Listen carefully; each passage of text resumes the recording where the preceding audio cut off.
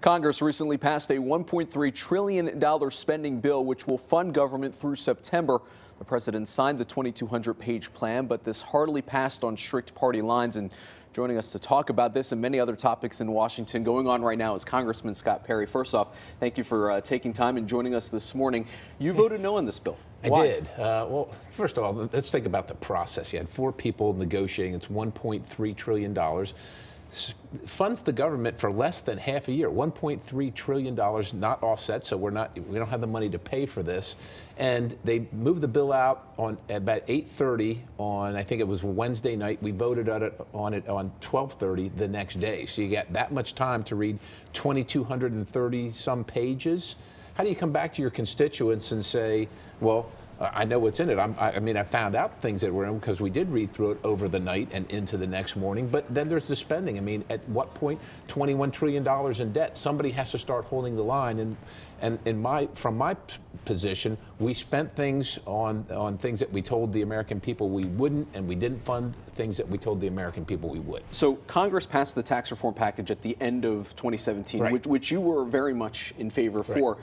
This, in turn, by all accounts, would raise the federal deficit by another 1-point-some-odd trillion dollars. Right.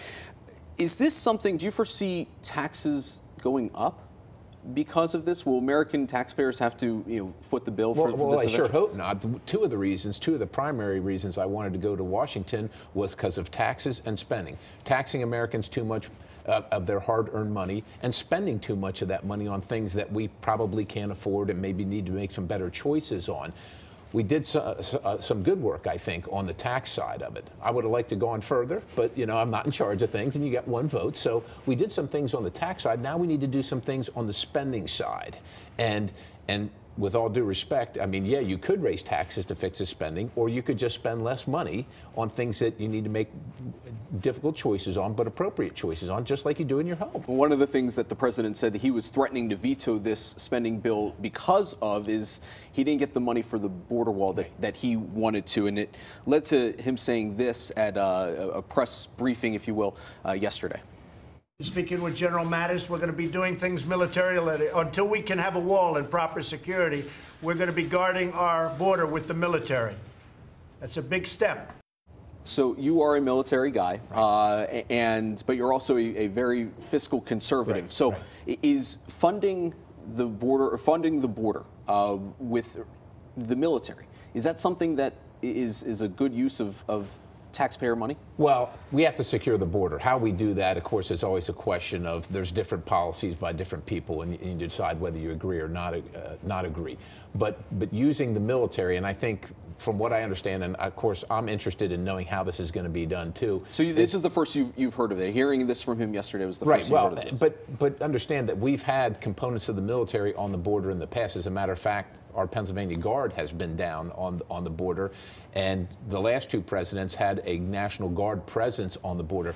The question I think will become is what are the limitations, because there are limitations to what the military can do in what's considered a law enforcement action, and the Border Patrol and patrolling the border is more of a law enforcement action as opposed to a military action.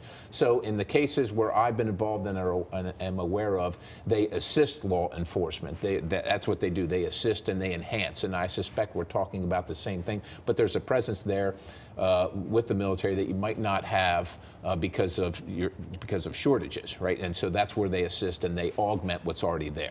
With the military, is this something, like you said, you want to know more information about what this exactly is? So where does Congress come into play with this? With the military, can Congress step in and say, listen, if this is going to be, arm-in-arm militia, not a National Guard type situation, but... Well, I think that's going to certainly perk Congress up, and they're going to be very interested in that. But I suspect, because the law is very clear, and there's precedent for this, this will be reserve component troops for the most part, and once again assisting in law enforcement, which has been done many times in the past, including with our own troops from Pennsylvania. And I want to end on this, and there's so much more that we could talk about, but a recent questionnaire which you responded to from WITF and other public radio stations regarding Special Counsel Mueller, should he be allowed to continue his investigation despite what President Trump is calling essentially the no collusion fishing expedition, if you will.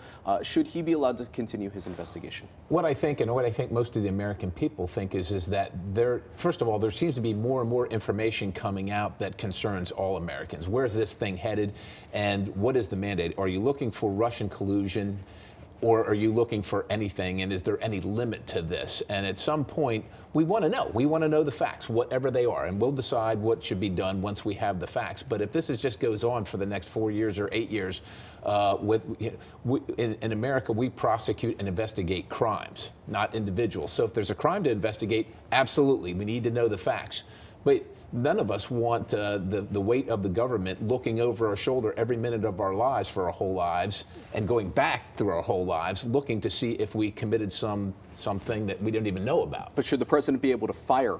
The president has that authority. I hope he won't do that, but at the same time, we hope that Bob Mueller acts with prudence and jurisprudence and sticks to the limits of this and doesn't go on some fishing expedition that spends a whole lot of money and doesn't get to the kernel of the issue, which is, was there Russian collusion with the Trump campaign to influence this election? Congressman Scott Perry, as always, thank you for joining us here in the Fox 43 studios for the Capitol Beat, and we will be right back.